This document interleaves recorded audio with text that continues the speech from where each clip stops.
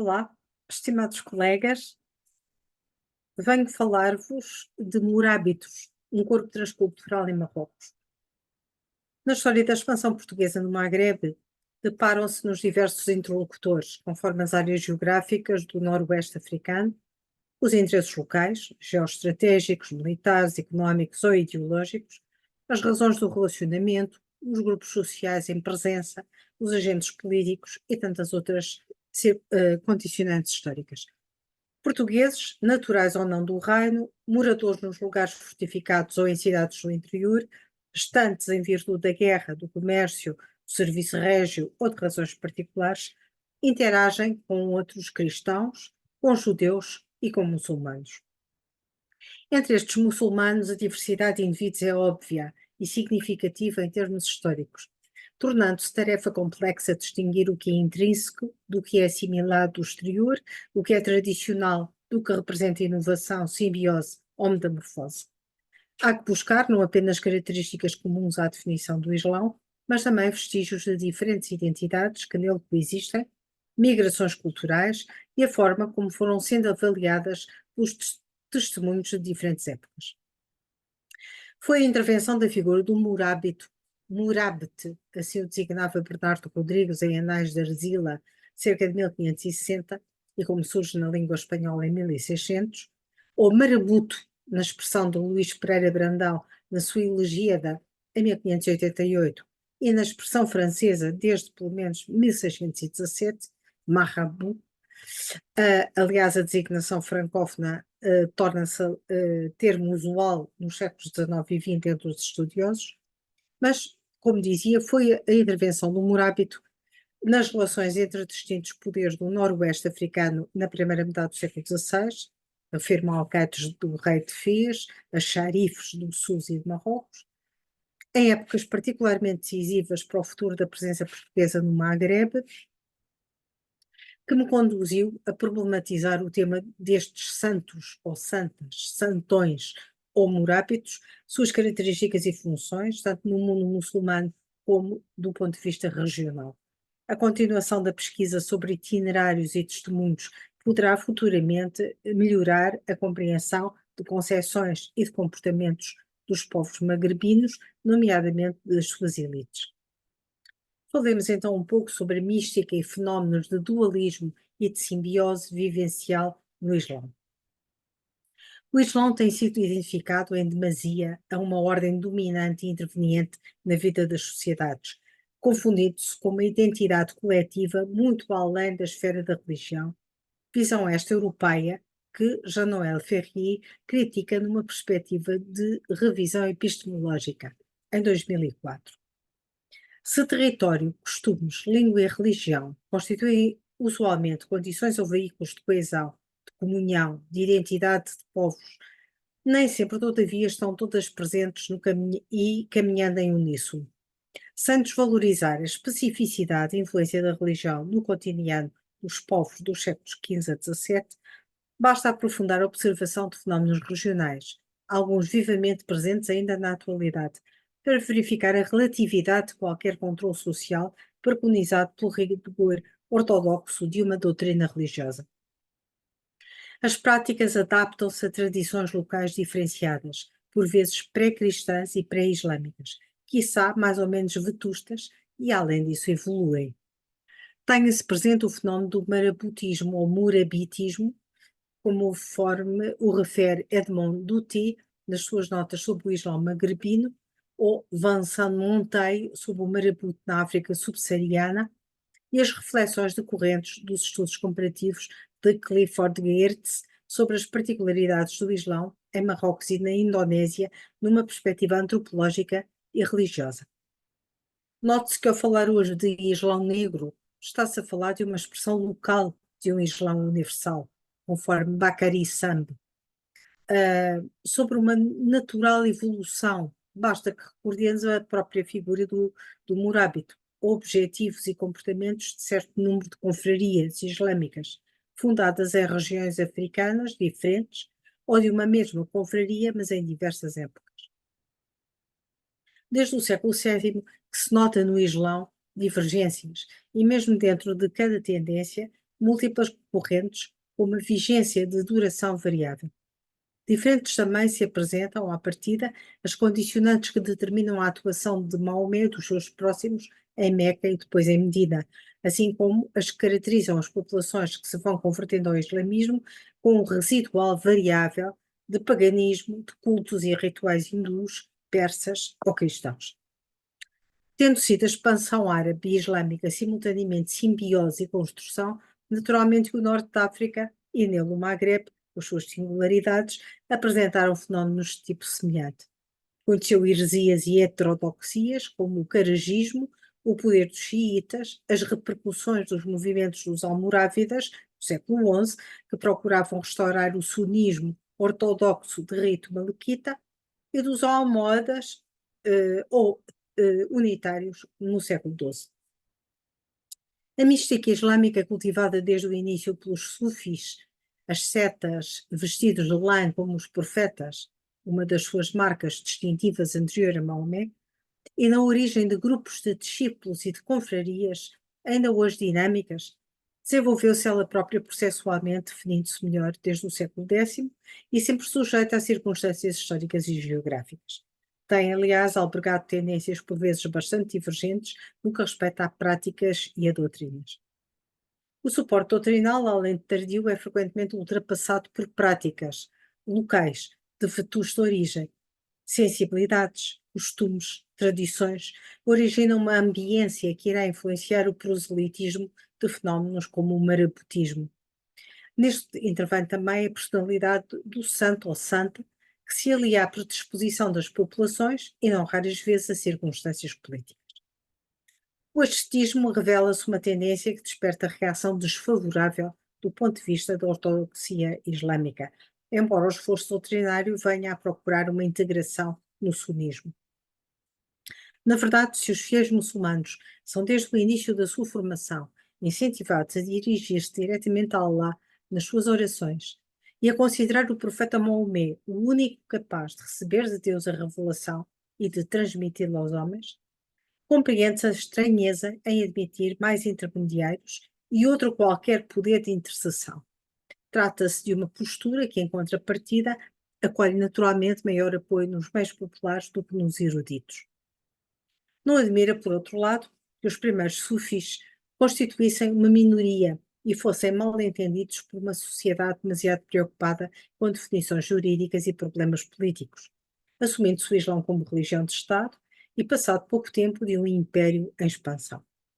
A sua atitude tendia, por vezes, a contrariar as normas sociais, o cultivo de atitudes fora de uma vivência regular, fosse na alimentação, no trajar excêntrico, demasiado luxuoso ou mais miserável que o dos mendigos, no hermetismo ou na vida errante, no celibato. Num comportamento resultado mais de uma vivência e de atitudes práticas, tidas até por loucas, do que de uma doutrina pensada e definida. No século IX estariam ainda próximos de outros místicos, incluindo cristãos do Próximo Oriente e sujeitos a influências exteriores.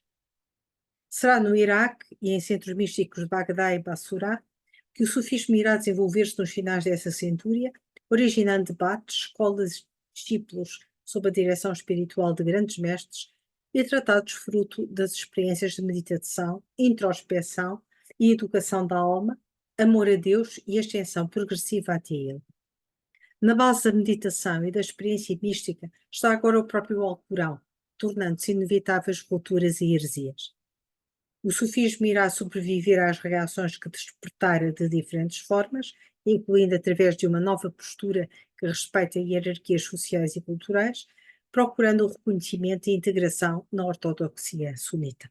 Implanta-se no Irão, desde os inícios do século X, é adotado pela dinastia turca dos Seljúcidas, alastra-se pelo Próximo Oriente e paulatinamente pelo mundo islâmico, tornando-se sinónimo da mística muçulmana.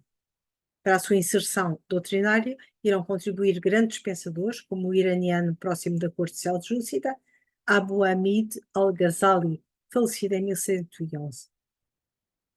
O Maghreb, aliás, como tantas outras zonas do mundo islâmico e a própria Andaluzia, esteve exposto desde a antiguidade a grandes alterações políticas e culturais, ficando as suas populações sujeitas à sucessiva entrada e fixação de grupos imigrantes, árabes, orientais, etc., não sem desequilíbrios motivadores de tensões. A islamização, com as suas fases e tendências, embora se tornasse dominante, preservou tradições e práticas pré-islâmicas, incluindo sobrevivências indígenas, ritos e crenças pagãos, adaptando-se a muitas dessas particularidades. Há, pois, que ter em conta, no estudo da evolução do Islão no Norte de África, as importantes redefinições territoriais e tribais decorrentes de uma interinfluência cultural e de simbioses, elas próprias evoluindo.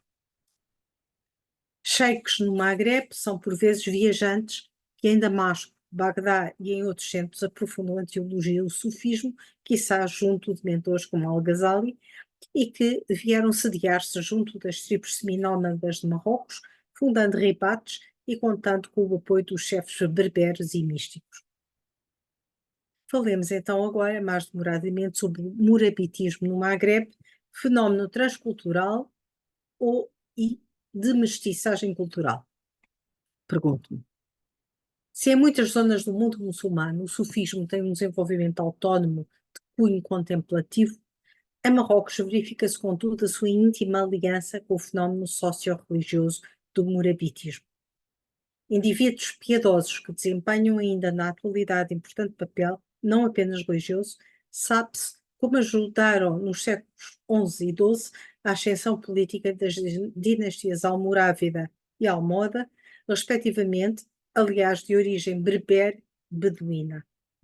Os dois fenómenos parecem juntar-se nos alguns dos tempos modernos a um terceiro, o xarifismo, fenómenos relacionados entre si pela baraka, isto é, a graça ou bênção emanada do homem santo, no caso o Sharfa, descendentes do profeta. A dinastia sádida do século XVI ascende imbuída de xarifismo e em breve este irá impregnar toda a estrutura religiosa e política do Maghreb, influenciando o próprio sufismo. Importa referir que entre as condicionantes favoráveis ao triunfo da aceitação do sufismo, conta-se a crença bastante divulgada destes santos entre os homens, capazes de efetuar milagres, de conservar e transmitir a baraka, possuir um poder de intercessão que o sunismo clássico, note-se, nem reservava a Maomé. Aliás, trata-se de uma discussão que surge no seio dos próprios sufis, sobretudo nos finais do século XIII. Tais figuras, localmente conhecidas por designações como Said, Sidi, ou Wali, ou Murabit, foram nas fontes portuguesas genericamente identificadas por cassis, conforme se nomeavam os sacerdotes cristãos no Oriente, facto já referido por Frei João de Sousa em 1789, em Vestígios da Língua Arábica em Portugal, conforme a informação de António Dias Farinha, no seu artigo Os Marabutos e a Presença Portuguesa em Marrocos, Nótulas, de 1974. Este mesmo investigador dá-nos conta das variantes de designações atrás referidas para designar o santo marroquino, mesmo no Norte de África. Apesar da vulgarização do termo marabutos entre os estudiosos, alguns autores, à semelhança de Adalberto Alves, optaram pela forma morábitos, para designá-los assim como as construções que lhes serviram de ermitério ou túmulo, algumas das quais já ermidas do período cristão, imitando o modelo muçulmano. Os marabutos ou morábitos desempenharam desde muito cedo um papel sociopolítico face ao sistema das tribos, cabendo-lhes junto às populações rurais e de relações tribais interpretar e fazer aceitar um discurso árabe-islâmico de origem urbana e cariz universal. Tudo terá, pois, dependido dos seus conhecimentos de teologia islâmica e jurisprudência e de toda uma habilidade para adaptá-los ao código local. Note-se, contudo, que se diferenciam dos caides, chefes alcaides, pois enquanto estes são eleitos anualmente pelo povo e se comprometem nas lutas tribais, os marabutos ou homens santos colocam-se acima destas divergências numa postura permanente de paz, dada a sua essência, escolhidos apenas por Deus, albergando em área da sua ermida ou santuário, espaço físico e moral, diferentes clãs que pretendem, em assembleia, tomar decisões conjuntas ou resolver pendências de justiça. O lugar e a sua mediação deveriam proporcionar a meditação e a ponderação necessária à concórdia. Foi, como sabemos, fundamentalmente através de centros alcorânicos, de alfabetização e de ensino religioso, criadas por mestres ascetas, que se fez a islamização dos povos rurais, sedentários e vivendo da pastorícia. Trata-se da criação de um ribat, ou rabita, por um murabit. Como já o refere Leão Africano, no início do segundo quartel do século XVI, na sua descrição da África, colocam-se acima de divergências numa postura permanente de paz. Fazem da sua ermida um santuário, o tal espaço físico e moral, e o facto de se estabelecerem em zonas periféricas e de fronteira permite-lhes ainda um outro tipo de intervenção em relação a viajantes e mercadores. Sendo o território do santuário uma zona de paz, nele se depositavam as armas. O marabuto acompanhava então os viajantes, guiando-os a partir daí, com isso garantia a segurança de quem viajava, tal como uma boa conduta desse mesmo viajante. O rei Bate desempenha nesse sentido também o papel de eixo e interação de redes económicas e políticas no mundo rural. A sua localização dependeu da existência nas regiões próximas de recursos naturais e humanos e não raramente correspondeu à anterior polo de atração, fosse um mercado tribal ou um lugar de culto pré-islâmico. Se no sentido primitivo do árabe clássico, o ribat, significando ângulo ou recanto, reporta-se a uma construção pré-islâmica originária do Próximo Oriente e introduzida no século XII no mundo árabe por Saladino, integra a arquitetura muçulmana quando passa a designar uma construção relacionada com o sufismo, isto é, com a espiritualidade e a mística. De refúgio ou albergue, no campo ou na cidade, transforma-se com o tempo em morada de homens santos, lugar de recolhimento e de elevação espiritual, de oração e rememoração do nome de Deus, de leitura e de escrita, de escola de doutrina. Em Marrocos, o ribat distingue-se, pois, pelos seus objetivos de instrução no dogma islâmico e na prática do ribat, com propósitos militares, frequente no Al-Andalus e na Tunísia, além de se referir entre os séculos X e XIII, na maioria dos casos, a iniciativas particulares e de âmbito local. Por outro lado, o primitivo ribat ou rabita transforma-se por vezes com os descendentes do Marabuto, seu fundador, e por fusão com o sufismo em zawiya, a zawiya, a zóia. A esse propósito, veja-se na adoção de palavras árabes pelo português as definições de António Dias Farinha no seu curso de árabe. A rábida derivaria da ideia de uma defesa de fronteira, mais tarde de fortificação e convento, enquanto a zóia corresponderia mais ao espaço, retiro do homem santo. Sede do discurso e da ação prodigiosa do santo, o local reúne discípulos, viajantes e devotos, mestres há que se tornam ermitas, recolhidos em marabutos ou morábitos, construídos pelos seus adeptos e nestes acabam sepultados. Quanto à baraka transmitida pelo homem santo, constitui-se num legado, portanto, numa definição de graça e santidade, não tenho tempo agora de desenvolver, que abrange o próprio lugar além da sua descendência. Subsistem na língua portuguesa palavras árabes e topónimos que o testemunham. São numerosos os vestígios da passagem e da sepultura desses homens santos por todo o norte da África. Mesmo quando o nome já não perdura na memória, assinala-se a sua passagem com a frequente designação de santo desconhecido. Os crentes acorrem com ofrendas, expectantes de uma graça, confiantes no seu poder santificante, que aliás permanece atuante mesmo após a sua morte. Não espanta, pois, a existência de construções por todo o norte da África, assim como na Península Ibérica, isoladas ou integradas em conjuntos arquitetónicos maiores e testemunhada em suportes escritos e pictóricos, em achados arqueológicos, em memórias orais. Recorte-se a esse propósito a importância de ciências como a linguística e a filologia, a história e a arqueologia, que têm sido de extrema utilidade para a recuperação de informações mais rigorosas sobre as definições culturais e a história comparada dos territórios norte-africanos e peninsulares sob influência árabe e islâmica. O culto e peregrinações que alguns desses lugares santificados continuam ainda hoje a despertar nas populações magrebinas permitem constatar e melhor compreender a persistência de fenómenos de crença e de ritos que subsistiram, apesar de épocas e vicissitudes históricas adversas, mesmo que transformando-se. A observação colhe fundamento no Norte de África, como na Península Ibérica. Na origem pode descobrir-se um ritual pagão, festas e devoção a forças e seres da natureza, a cristianização de uma prática, a sua islamização, de novo uma devoção cristã e por aí fora. Não espanta, pois, a transformação de locais e de construções testemunhada em suportes escritos e pictóricos, em achados arqueológicos e em memórias orais. Em território português subsistem topónimos e outras palavras muito desse residual. Muito obrigada por me terem ouvido. Tenho todo o interesse em continuar o diálogo convosco através dos meios técnicos que o Congresso nos disponibiliza.